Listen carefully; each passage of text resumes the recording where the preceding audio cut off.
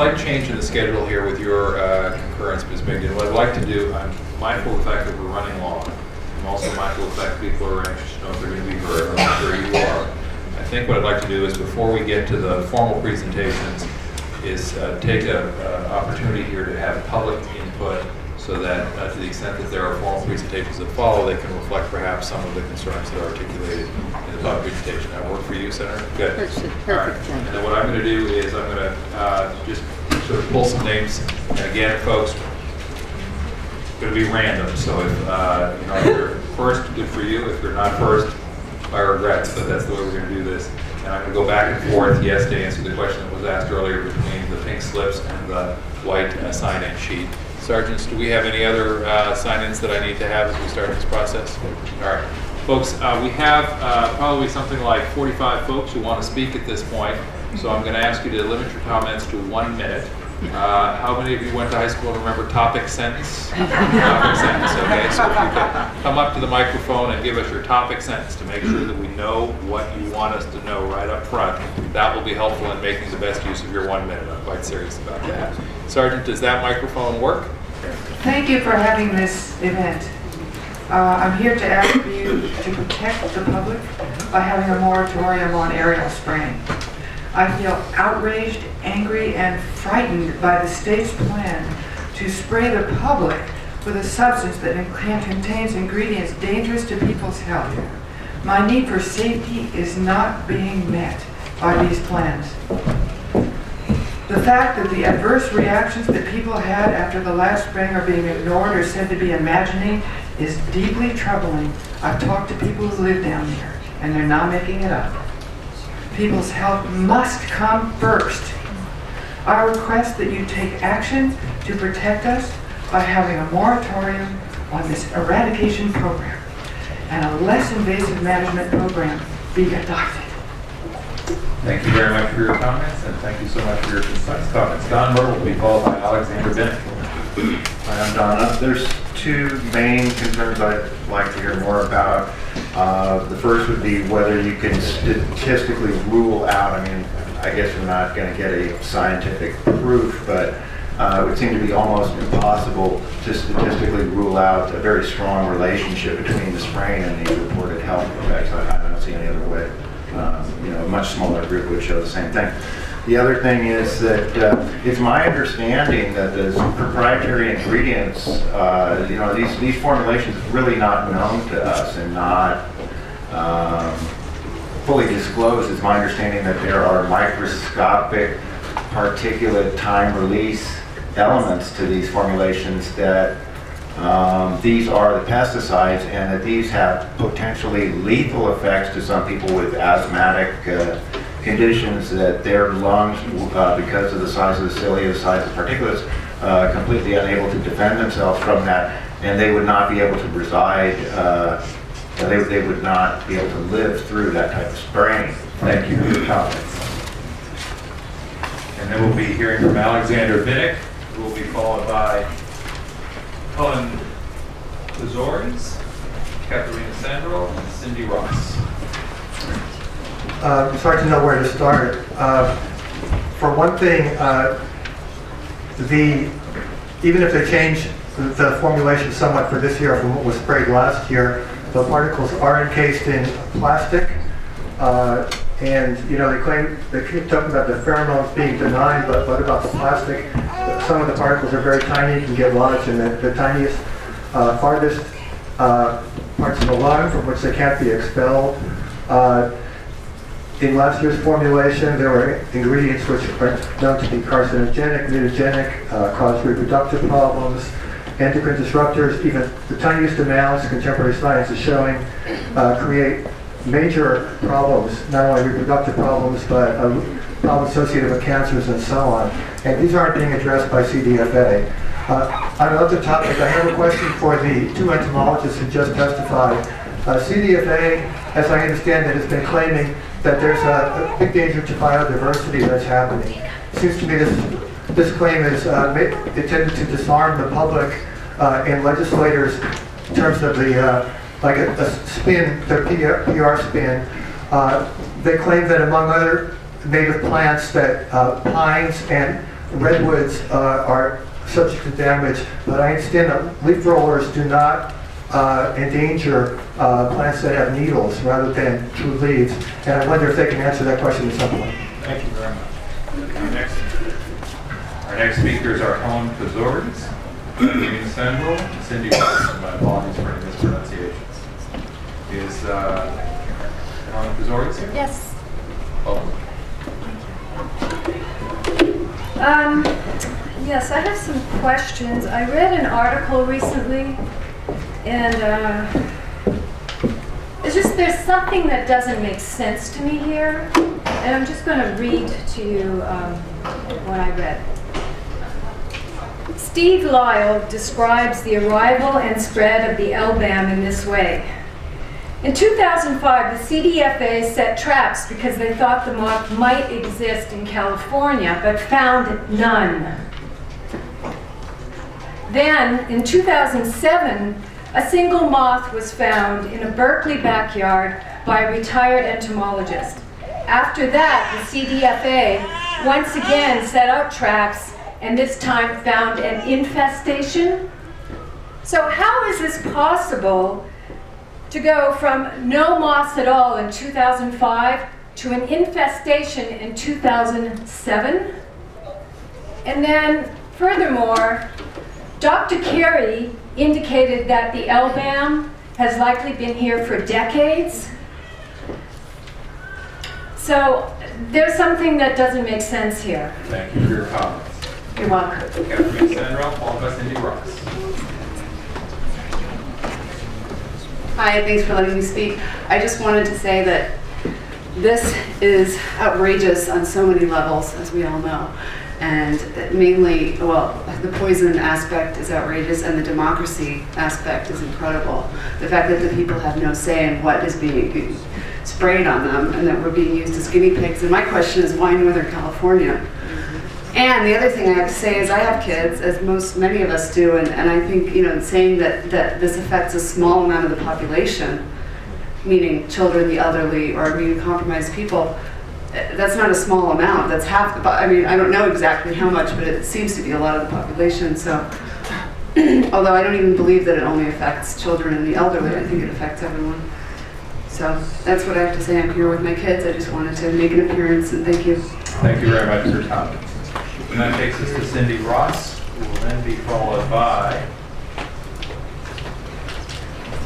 Grace Sievertson, Ann Waterman, and Robert Dickey. Hi, my name is Cindy Ross. Ms. Ross, I apologize. No, my apologies. Sergeant, could we pull the drapes closed in the back? The light's coming in a way that allows us not to actually see the people whose disembodied voices are coming right at us. Yeah, much better. Thank you very much. Thank you for your patience. Go right ahead.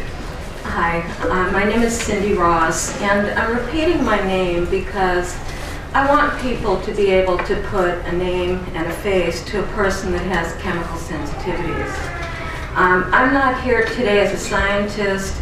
Frankly, I realize there are a million different reasons why there shouldn't be spraying of pesticides just over the general population, but I'm here to say also that I, as a living, breathing human being, am really severely affected by chemicals that may not affect other people.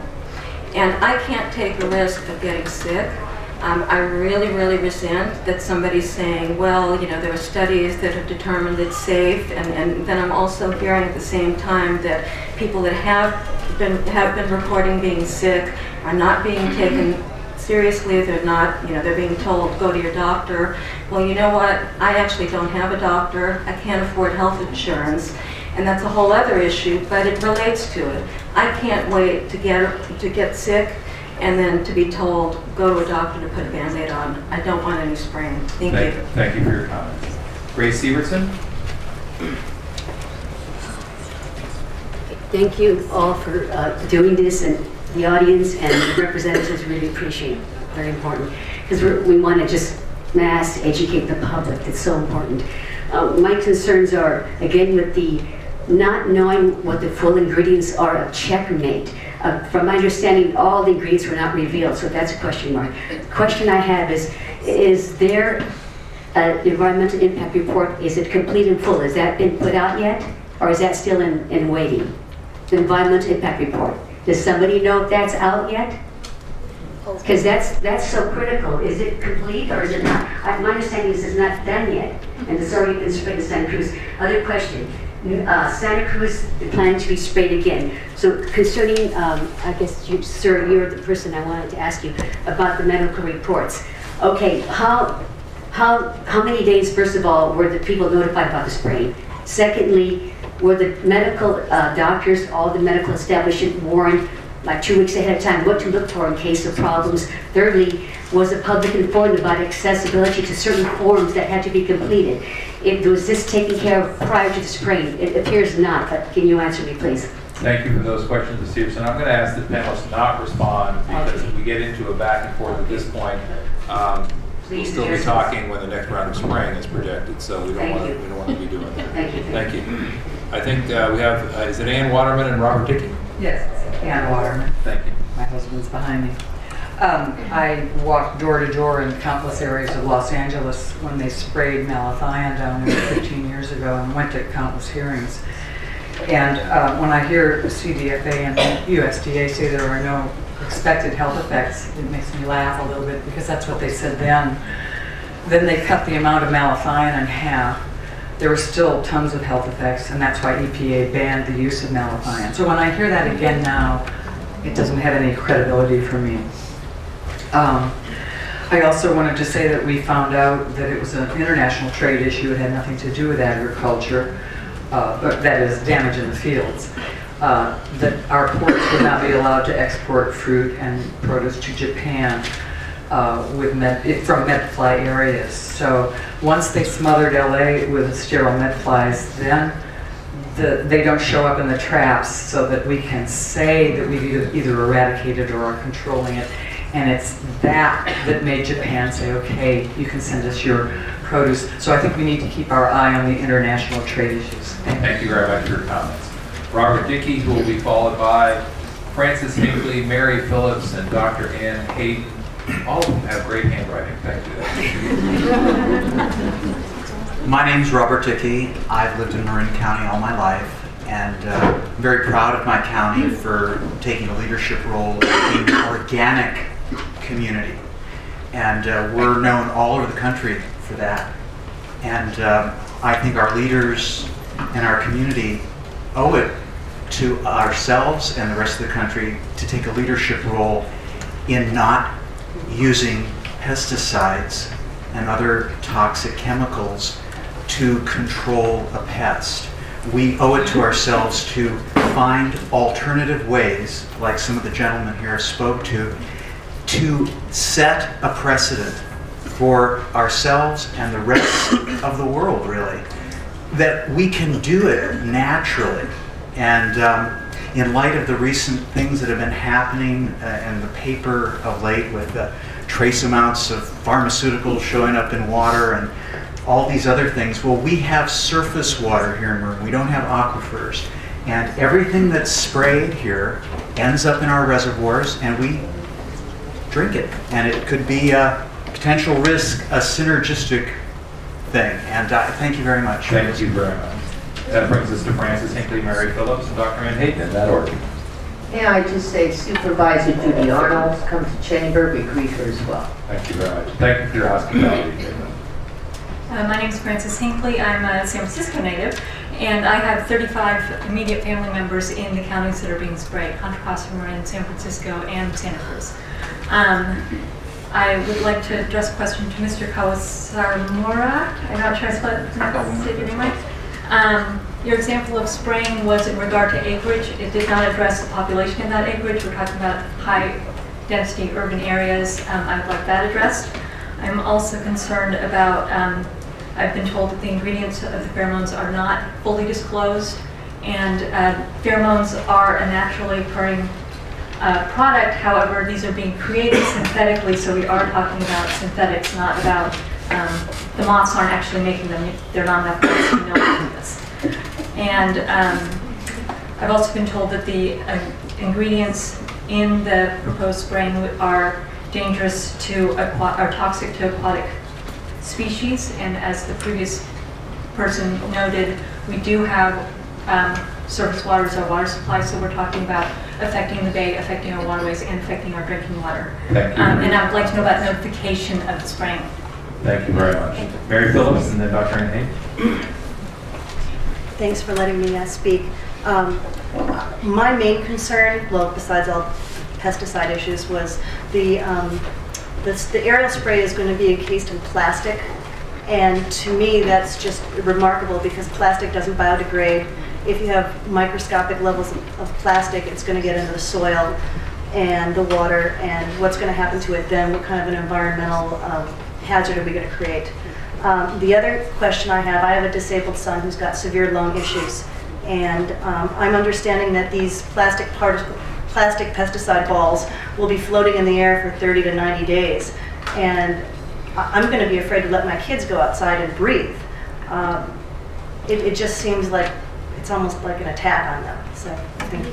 Thanks very much for your comments. Next, we're going to hear from Dr. Ann Hayden, and then the next three speakers will be Stacy Lantzman, MD, Skip Berg, and fourth row. Welcome. Hi, I'm Dr. Ann Hayden. I'm a physician, and I'm very concerned about the collective effects of our man-made environment. Doctor, if you would step up to that microphone, we can all hear you a little bit better. Thank you. I'm very concerned about the collective effects of our man-made environment, and this spray in particular. And there's increasing scientific evidence that human biologic systems, and that's us, are affected by cellular and biochemical level by a large number of man-made chemicals. We have increasing rates of asthma, thyroid disease, endocrine effects, chronic fatigue syndrome, chemical sensitivity, and fibromyalgia, and this is not because these things are contagious, nor is it because of mass hysteria. What is of concern to me is that the right questions do not appear to have been asked about the health safety of this spray. And I have heard no specifics in the explanation of the health testing in regards to this spray formulation on things like handling by individual CYP450 detoxification enzymes, effects on lung alveoli, possible tumor formation and oxidation effects, things like thyroid effects and endocrine disruption, or nervous system effects. So we all know, for instance, that pyrethrins are poorly tolerated by some individuals, even though they are used. Thank you for your testimony. Thank you. Thanks, Rafael. And next witness, I believe this is Stacy Lantzman. Yeah. Hi, I'm Dr. Stacia Landsman. I'm a pediatrician in Marin County. I've been practicing here for 16 years, and I'm shocked and outraged that this is going to be allowed to be sprayed on our population and our children. I think we don't know the effects of it. In Santa Cruz, they've only been talking about the short-term effects of people who might go to their doctor or report respiratory effects. Nobody's talking, or I haven't heard anything today about the potential long-term effects or the cancer rate. We have a high incidence of cancer in Marin already, and I'm concerned about the long-term effects on children and the population at large.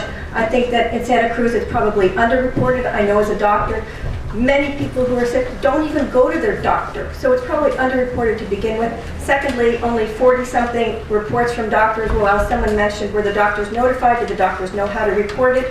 Doctors, often we see patients, I don't know what caused it. I may know what somebody has. I may know they have asthma, a respiratory condition. I don't know what caused it.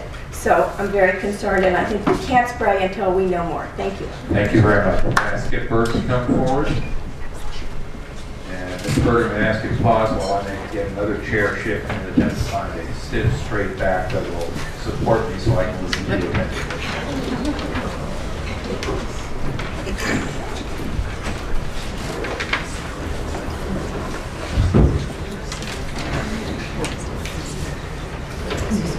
Wonderful, thank you.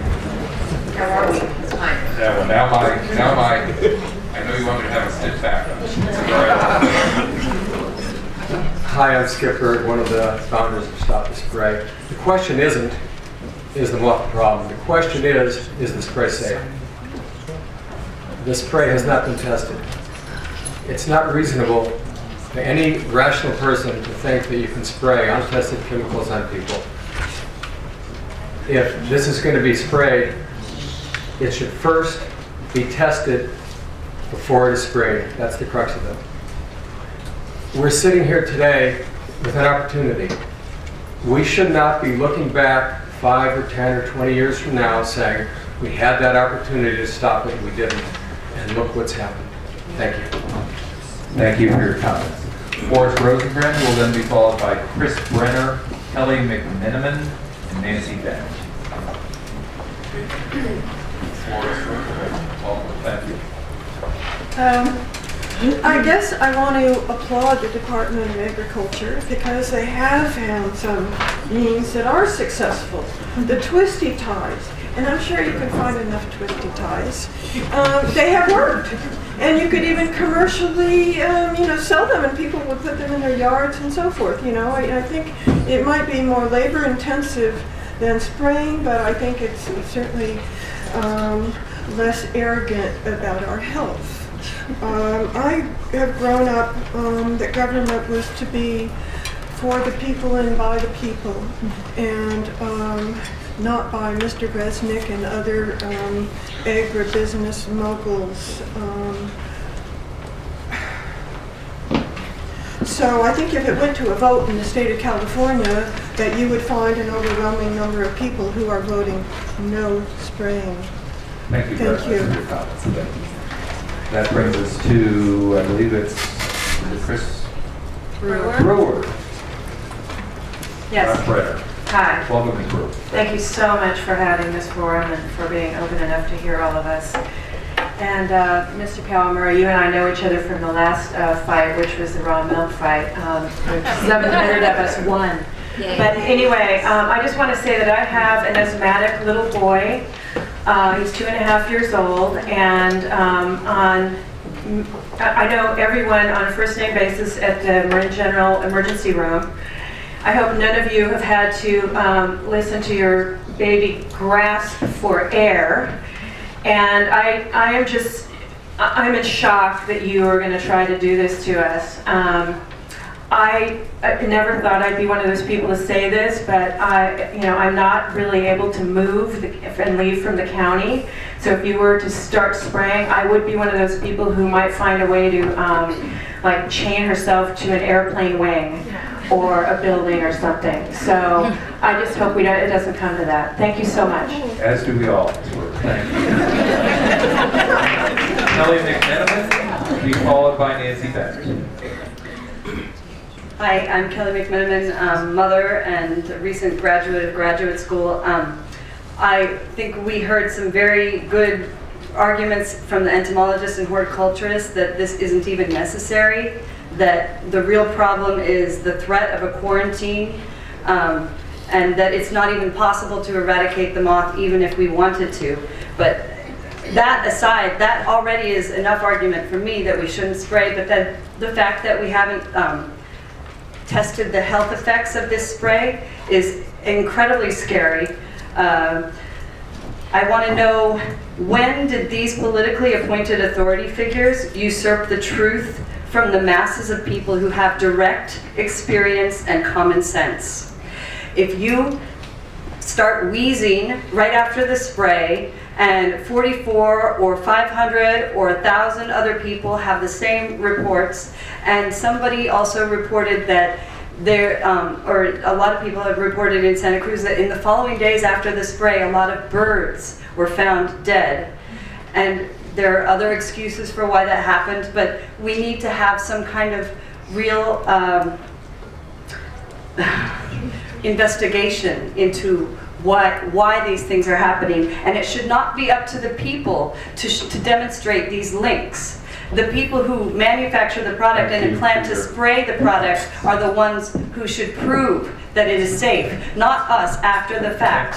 That's the precautionary principle, and we need to adopt the precautionary principle. Folks, come on. Just, that time, this time, it doesn't go to somebody else who's entitled to the time, folks. So let's try and do that, okay? Thank you so much, Senator Migden, Senator. Oh, Cynthia, thank you. I've been called worse, I can assure you. My name is Nancy Bennett, and I'm representing the SPAR Storage Park Area residents. I was a past director back between the 70s and 80s. And I've been communicating with a friend in New Zealand. They started spraying the same BT and BTK starting in 2002. And he started writing me a few years ago saying how horrible it's been, how disastrous it's been on the health of especially immune challenged people and with asthma, and some people have had to have limbs cut off. He said the main thing is we never needed it in the first place, and second is, he said, we're still trying to stop it, and we can't stop it. Once they start it, you just try. No matter how many people are suffering, you won't get them to stop it. Thanks. Thank you very much for your comments. And that brings us to Amy Coulter, Lynn Elliott Harding, and Roxanne Caswell.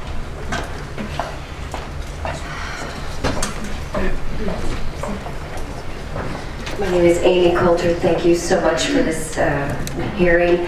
Everybody has addressed so many of the questions that I've had, that it's a synthetic pheromone, a molecule never before released in the environment, the cumulative effects, the toxic soup. I'm here to speak for a pesticide-free policy. It's time that we stopped trying to do this, these types of man-made solutions that seem to create even bigger problems. I feel like my government are the terrorists in this situation. I'm feeling terrorized, quite frankly, and saddened by the fact that we're all fearful for the future generation of ourselves and our children. I'm ashamed of my so-called political leaders, and I'm asking you to put a moratorium on this. And my other question is, before we, if we even dare to go through with this, I challenge you to do pre-baseline testing of my blood, my lung, airways, and any other kind of testing that you can think of using modern technology to get before and after results. Thank you very much. And we're going to hear from Lynn Elliott Harding, who will then be followed by Roxanne Caswell. I am a registered nurse from Oakland, and I'm here for several reasons. One is a nurse. I have worked with Vietnam vets in the past who took 2 decades to get the government to be convinced that Agent Orange actually affected their bodies. I have worked with a lot of environmentally ill people who got referred to me because I'm a psychiatric nurse, and it took years to convince people that they were actually reacting to elements in the environment that were out of their control. I'm here today because my 16-year-old son said to me, if this is a democracy, and he had read some of the scientific, not the junk science, but the science part of it that I could get a hold of, and he said to me, if this is a democracy, how can they spray poison? I'm sorry. If this is a democracy, how can they spray poison on our heads? And he's a kid with asthma, so I'm here because of him. Thanks. Thank you for your comments. Roxanne Caswell, and then we'll hear from Lynn Feinerman, Craig Slater, and Sandy Schmer. Hi, thank you for offering this process. And I just want to say I'm actually grateful to CDFA for bringing this situation forward, because it does represent a big opportunity for us in California right now. I came here because I've been really dismayed in the lack of good science here, the science of observation and correlation, and I'm grateful to Drs. Carey and Dr. Harding for coming today and bringing that voice of sanity that stands on that science of observation and correlation rather than assertion. I'm also very concerned about the health effects 5, 10, 20 years from now. I think what the public is saying is that we don't want to be part of a medical experiment. We know what pesticides do to the environment, and we need a science that takes into consideration the ecosystem and the interconnectedness of everything. Humans, ecosystem, our children, our pets, our lifestyles. We're drowning in a toxic soup right now in the environment. So we have to turn to you guys to speak for us and get some laws in place here and request responsibility on behalf of our state representatives and federal representatives to be responsible. Thank you for your comments. Thank you. Could we hear now from Lynn Feinerman, Craig Slater, and Sandy Schmer? Welcome. Greetings, my name is Lynn Finerman. I have been a Tiburon resident for 16 years.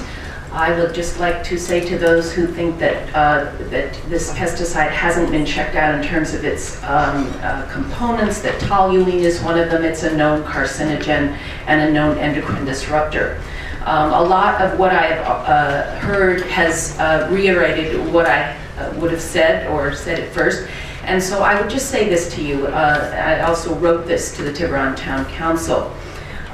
What possesses us to want to kill ourselves in order to eliminate a little critter who is hardly anywhere in any of our counties anyway? I will tell you what possesses us: greed. It is reported on the radio and in other county meetings that Stuart Resnick, a wealthy grower and maker of this horrid little pesticide device, stands to make a fortune off its use, likely already has, and has used his political connections to get this entire poison snowball rolling in the first place. This is how we are functioning these days, folks, with pharmaceuticals, with pesticides. People are making fortunes off other people's deaths and illnesses. Thank you. For your comment.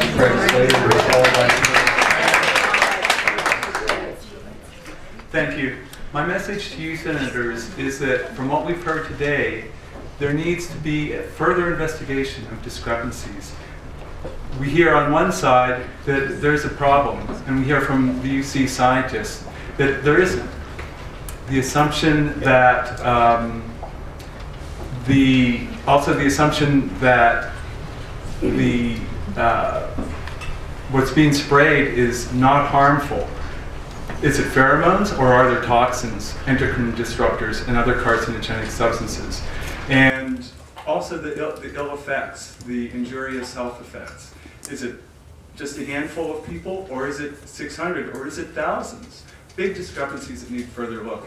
And the people here are outraged at this, and everyone I talk to about it is outraged.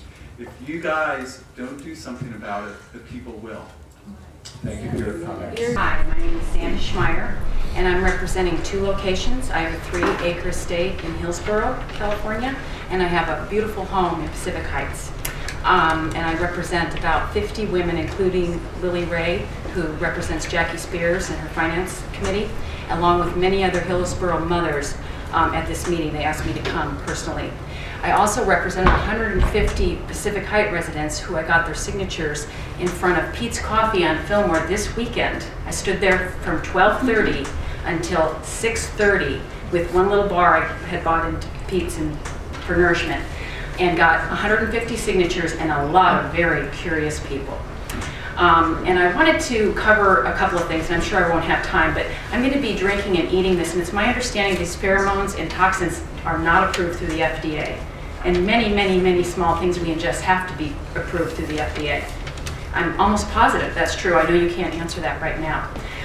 Legally and economically, this is going to affect California and San Francisco. This is tourist season, and tourists are going to find out about this. And the legal aspect is for children when they go to public schools and they play on a play structure the day after low-flying planes have dropped pesticides on them. They will be touching them all over the structures. I plan on putting together a preparedness plan that will probably sink the budget even further for all the schools to have a cleanup and preparedness plan for all the playgrounds. Thank you. Thank you very much for your comments. Brings us to Frank Egger, Gary Lyon, and Arthur W. Frank Egger, then Gary Lyon, and then Arthur W. And Senator Smith, of course, Mr. Egger is the former mayor and long-standing mayor of Fairfax, and he'll be taking leadership on the issue. And if it's with your permission, I'll just give titles to some of these witnesses. Thank you so much. Thank you, Senators, for coming to Marin.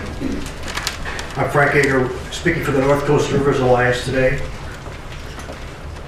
The CDFA press release of Tuesday, March 11th is couched in the terms of threats against our food supply if we don't spray. They're running a fear campaign like I haven't seen the CDFA run it in ages. This moth does not eat grapes, it does not eat redwood trees, but the aerial pesticide spraying will harm us, our families, our environment, including the threatened bee populations upon which California agriculture depends for pollination, and of course, our listed salmonids. No governmental agency should be spraying any pesticides unless all inert ingredients have been disclosed. The CDFA is testing pesticides for efficiency, not safety. The state did not, and to this day does not have, an approved health emergency protocol for our city, county, and public safety agencies, including police, fire, and paramedics. These public safety agencies, local hospitals, and medical clinics have not been given any state protocols as to how to identify, treat, and report the thousands of adverse health problems and complaints we can expect to see as a result of this aerial spraying. It's been mentioned the EPA. This is a pesticide the EPA has approved. The EPA allows industry testing to determine safety. We need independent third-party testing. Aerial spraying is in violation of numerous state and federal laws. Thank you very much. Thank you very much for your comment. We'll be here now from Gary Lyon, who will be followed by our Thank you, Senators, for this hearing. I'm Gary Lyon, a City Council member and former mayor of the City of Mill Valley. Our City Council would like to reaffirm its support for the Marin County supervisors who've been asking a lot of the same sorts of good questions you've been asking here today. The Council further plans to adopt a resolution this Monday night opposing any aerial spraying until we have satisfactory answers to all the questions. Thank you. Thank you very much for your comments.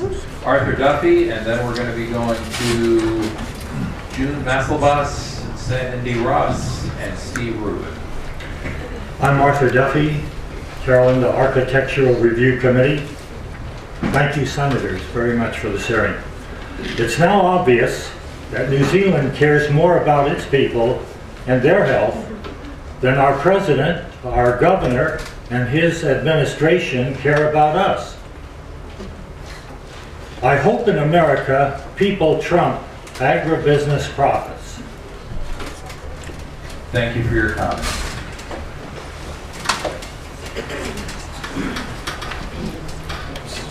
And it should be Sandy Ross. Thank you. I'm one of the godmothers of Marin County's Integrated Pest Management Ordinance and Commission. And I don't think these pictures of foam is healthy for the environment. It's a 500-foot wide swath of foam from the LBAM spraying in Santa Cruz washed down by rain. And a city council member there scooped up some buckets of it and saw the microcapsules. I do agree with Drs. Carey and Harder, and I really appreciate them being here. There was something else in Harder's report he didn't read you, and he said that broadcast pheromone spraying to eradicate or control a moth is not effective because female moths issue a more concentrated plume than the dispersed pheromone scent of an aerial spray, so the male moths can find the females. Oh my God. I also believe in the adverse health effects, having been poisoned by pesticides myself and having our local ag agency not believe me. Thirdly, there's recent research that shows that parts per million and parts per trillion can adversely affect human beings. Pheromones, especially chemical ones, aren't safe. Thank you. Thank you for your comments. And help me make sure I get, have we heard from June Masselbus yet? No. June Masselbus, thank you. I think I skipped you and I apologize. I've been on the Integrated Pest Management Committee of the Kentfield School District for the last 10 years, and part and parcel to the Healthy Schools Act that was enacted by Governor Gray Davis. And I think that this spraying is an outrage, and the question I would like to ask is, will there be any exemption for public schools, hospitals, preschools, and facilities that house the elderly, such as nursing home and Alzheimer's facilities? Thank you. Thank you. Steve Rubin, please come forward. And then we're going to hear from Cindy Gimmel? Ms. Rubin, welcome. Thank you. Thank you. My name is Steve Rubin. I have 2 small children, and I definitely will not be here during the spraying for the last 3 years. I will leave the state, and I'm sorry that, but it's just too risky. How could you take a risk with the children? There hasn't been any studies on it, especially not long-term effects. And the people responsible for looking at the effects down in Santa Cruz say that there can't be any effects because it says so in the package. if that was their boss, they wouldn't be around very long in that case. Also, the sort of, bureaucracy that's saying that it needs to be done, that we can eradicate it, is being told by the scientists that it can't be done. Well, if I was the boss, they wouldn't be around very long either. I really think you should consider what you're doing here. Thank you very much for your comments. Is it Cindy Gibble? All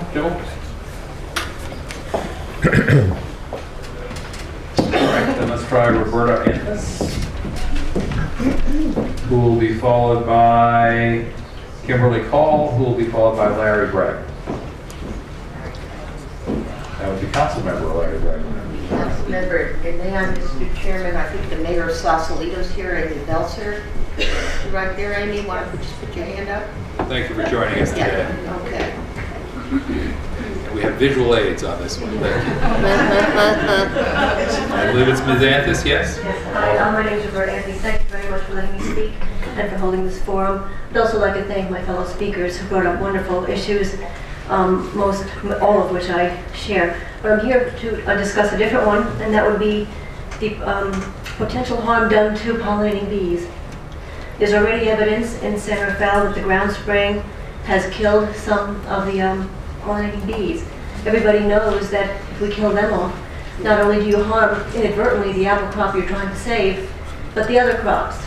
And I would think that we need to find out what the aerial spraying will do to pollinating bees, to find out if we're destroying our other opportunities as well. Thank you. Thank you. Thank you very much for your comments. That will take us then to Kimberly Call and then Councilmember Larry Gregg. Welcome. Thank you, Senators, for holding this, and to all that have spoken here today. Pesticides are poisons. Contrary to what government organizations deem, or even the EPA deems, tolerable, I say there's no acceptable level of poison to dump on people, here in Marin or anywhere. Plastics are biohazards in the biosphere. They have been found in the food chain and are bioaccumulative, and over 200 chemicals are now found in the umbilical cord of human infants in the U.S. I'm also concerned about the Secretary's comment that they couldn't wait to do or do the luxury of an EIR,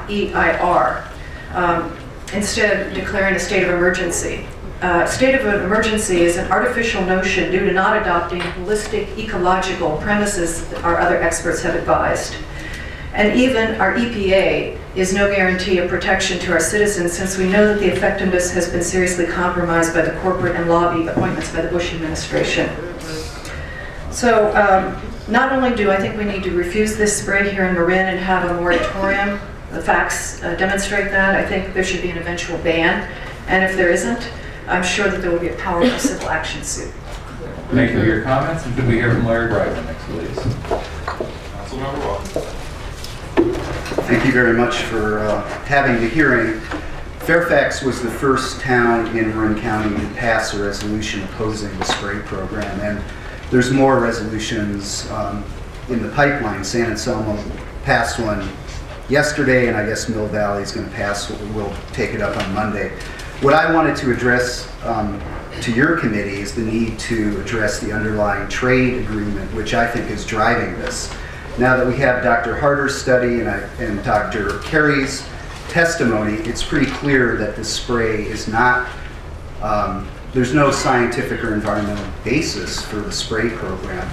So it seems pretty clear to me that at this point, what's driving this is the quarantine, and that our health concerns for our residents are being subordinated to this trade policy. And in researching it a little bit, I did come up with a letter from the Mexican trade representative back in May of '07, which began the quarantine of certain crops from certain counties. And I noted in that letter to the Department of Food and Agriculture that he invited them to address any new developments concerning the actual scientific basis of the program. So I think one thing that we can do in a concrete way is to get Dr. Harder's study and Dr. Carey's study to our trade representatives to correct this trade policy and to end these quarantines, which are unrealistic and unreasonable. Thank you very much. Thank you very much. We'll hear next from Dr. Rafael Mendel, followed by Ginger, and I believe it's Suitors Mason, and then Shirley Poole. Dr. Rafael Mendel. And Ginger Suitors Mason, and then Shirley Poole. Thank you. I'm a local Marin chiropractor, naturopath, and a lot of my practice involves people with immune disorders. And I'm just going to be brief because I've agreed with, first of all, I want to say I've agreed with every single speaker here, all of the public comments. I just want to add that I think sometimes it's underestimated the degree of immune problems that are present in our population. Because I've been in practice 28 years and I've seen a huge increase in immune problems over those years, especially in the last 5 to 10 years. And I think a lot of this is due to pollution in the environment. And these effects include not only the obvious asthma and autoimmune diseases, but cancer and various effects on the adrenals and thyroid gland, which affects energy, blood handling, blood sugar handling, and so forth. So I'm asking that somewhere in this picture people are having, that the leaders have compassion for the individual. You know, these effects are really serious, these health effects. So I'm finished. Ginger Suitors Mason, followed by Shirley Poole. Thank you, Senators. My name is Ginger Saunders Mason with the Pesticide Free Zone campaign. According to the Emergency Programs Manual, Program 18, there are 6 points under which there can be termination of any emergency action.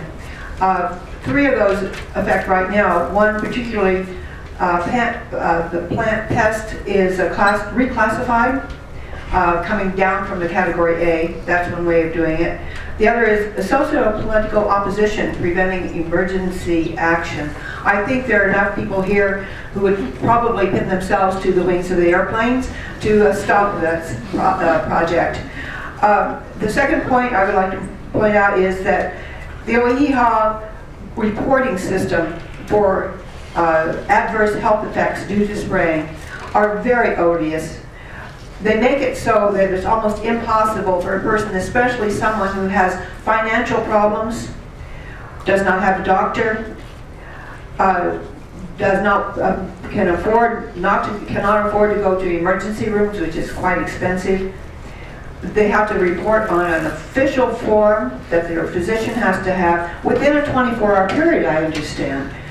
So the whole process is very odious. It's not user-friendly, and I think this whole idea of spraying should be stopped. Thank you. Thanks so much for your comments. Shirley Poole.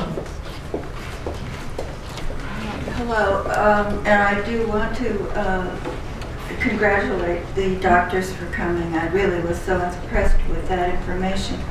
And I just basically want to say that I'm a senior, and one spray of anything is going to knock me over the edge. But also I want to urge you to do a moratorium on this program. Thank you. Thank you very much. I want to make sure before I go by this one more time, I'm reading this as Cindy Gimmel, but if your last 4 numbers of your telephone number are 8185, you have lovely but indecipherable handwriting that I want to make sure I hear from you. Apparently that individual had to leave. All right, thank you. Then let's go to David Yelena, Cynthia Campbell, and Alan Campbell.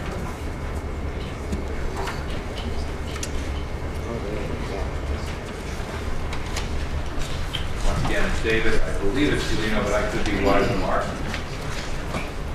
How do I do, David? You did great. My name is David Yovino from Fairfax. Thank you, Senators. The first is a request to CFA. More like a demand. I'd like you to stop misrepresenting pheromone and call it synthetic pheromone, which it actually is. It's a big misinformer to the public. People think, oh, it's a harmless pheromone. It's not. It's chemical. So please list it accordingly in your press and documents online, things of that nature. Secondly, there's a bit of a paradox that I've come across, admitted by CDFA officials, that the spraying makes the traps that they use to watch the population of the moth ineffective because they have pheromone in them. So if you dump pheromone, naturally the traps are not going to be useful, and I'd like to hear some comment on that. And to me it just seems like yet one more thing in this that completely defies all logic. Thank you for your comments. Cynthia Campbell will be followed by Alan Campbell. Secretary Kawamura, I'm glad to see you here. I have written your office. I do believe you are a perfect example of how to betray the public trust. I am a nurse epidemiologist, and I am aware of what is acceptable in human experimentation. After World War II, the Nuremberg trials set into plain text what governments can do to civilian populations. And experimenting on civilians, on citizens without their consent is illegal, not only by any method used by a health agency, but also by international law. I contacted the National Institutes of Health and I got an answer from the acting director, Dr. Samuel H. Wilson. He said they couldn't really help us with this, but he encourages us to reach out to the Centers for Disease Control and the Agency for Toxic Substance and Disease Registry, because they do human research and they do it ethically, something that is not happening here. Spraying millions of people with your pesticide chemicals is not ethical. Kill the LBAM program before it kills us. Thank you, Ms. Campbell. Alan Campbell will be followed by Mary Kahn, Janelle Swenson, and Valerie. Good afternoon, Senators. Good afternoon, ladies and gentlemen. Good afternoon, Secretary of Agriculture. So glad you're here because I'm going to address my remarks to you and this esteemed group that you have with you. I've heard this rhetoric before, 35 years ago in Southeast Asia. They explained to us then, and you're nodding your head in affirmation. I am an ag pilot, military pilot. I listened to the rhetoric about just two harmless ingredients. Combine both of them, they'll produce something totally innocuous to people. I sprayed it. It's called Agent Orange. And look what it's doing. It is destroying people today. You haven't tested this stuff. I understand chemicals. You all know from the state how dangerous these chemicals are in Czech. You know, you're therefore culpable. You know what's going on. You present a clear and present danger to us. What you're doing, if you try and spray us, is an act of terrorism. We have the right, as citizens of this country, still the right of self-defense, and we will use it. Thank you, Mr. Campbell. That takes us to Mary Kahn, and Mary Kahn will be followed by Janelle. Hi, thank you. Actually, everything I was going to say was already said except two questions. One is a council member from Santa Cruz who's a pilot who was at a meeting who said that airplanes were flying under the allotted 1,000 feet height. I was just curious about that. He said as low as 300 feet. And another thing that I've read is that the sticky traps have, which I haven't heard much about today, talking about twist ties, but that the sticky traps have been 99% effective.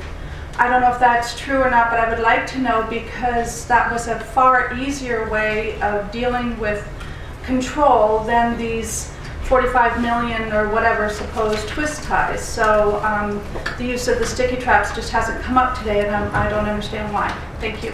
Thank you very much. Janelle Swenson, yes. And then Valerie Hood. Hi, I'm Valerie Hood. According to a council member from Santa Cruz, they were promised, officials were promised that there would be no spray drift into surrounding waterways, and you were shown the photos. That was a marine sanctuary where that drift ended up, where he took buckets of stuff, and they found hundreds of seabirds that were, they think, were killed from the surfactant associated with the pesticide. And I would hope that we do not go along with the suggestion offered today that we spray Angel Island or any other area. There really is no way to keep this pesticide out of our local reservoirs, creeks, streams, estuaries, or oceans. And to follow up on something that Craig Slater said earlier, every one of the people in this room represents many, many more out in our community that could not be here today because they're working or they're in school. I know so many children who wanted to come here today. They are really frightened by this. They're frightened by all kinds of lies that are being told every day to them, and it's becoming overwhelming. Every day I collect signatures against this spray, and I spend a lot of time talking about this to people, and I hope everyone in this room will join in the collection of signatures and keep them coming in, because I know it has to do with getting in touch with Governor Schwarzenegger. It has to do with getting in touch with all our public officials, and we really need to stand as a large body. We need to table, we need to do so many things. Thank you very much for your comments. Max Perry to be followed by Camilla Fox.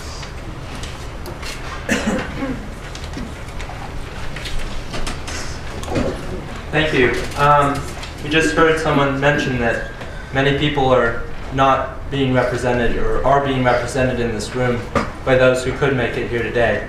I'm here to represent the students at Tam High, and most notably the Tam High Earth Service Club, which passed a resolution supporting the resolution against the spraying passed by the Albany City Council. We're also holding an event, panel discussion about this horrific problem, potential problem, if spraying does go into effect. It will be at the Redwood Senior Center and is being supported by the seniors there, as well as the students at Tam High. That's on March 24th at 7 p.m. I'd just like to also point out, someone mentioned— We're interrupting this hearing for a brief commercial announcement. You want to give us the date and time again, just so maybe we can make sure everybody heard? March 24th, Monday, Redwood Senior Center, Senior Retirement Home. It's at 40 Camino Alto in Mill Valley. All right. It's in the auditorium. We're just going to make one note of one thing. I agree with the overwhelming majority of people who spoke here today. But one thing that didn't get mentioned was that in Sonoma County, they've sprayed many different pesticides on many different crops, that we don't see here in southern Marin and central Marin, because we don't have crops. But that's one issue. The other issue is the fact that it's being sprayed in residential areas. So I'd like to separate out what can be used in the crops and what can be used on humans. Thank you. Thank you very much. Camilla Fox. Good afternoon, Senator. Thank you for the opportunity to speak today. Thank you for having this venue for people to express their concerns. And I'd like to just ask, where is the precautionary principle here? Where are we asking the questions if we have outstanding questions about public human health and safety, about environmental and ecological impacts? And we've heard that hundreds of people are potentially affected health-wise and that enough doctors have submitted reports. Why are we not stopping? Why are we not saying that we need an environmental impact report, looking at those impacts before we continue spraying? I think it's an utter outrage. I agree with the people here. And it's hard to believe that in this day and age, when we know and we have a democracy where we have policies, NEPA, CEQA, things in place, environmental impacts reports, that this has not been required. An environmental assessment is absolutely not adequate for this. So I would ask that that question be continued to be debated. And I will also ask that the political issues be raised about the funding. When there have been media reports coming out about the monetary contributions to political campaigns, including Schwarzenegger, that have come from the production of the spray, and I think that that needs to be aired today. Thank you. Thank you for your comments. Now, let me say thank you to all of you for your comments today. Before we take the next step, have we missed anyone who has signed in from the public? And if you would come forward, and you will be our last speaker.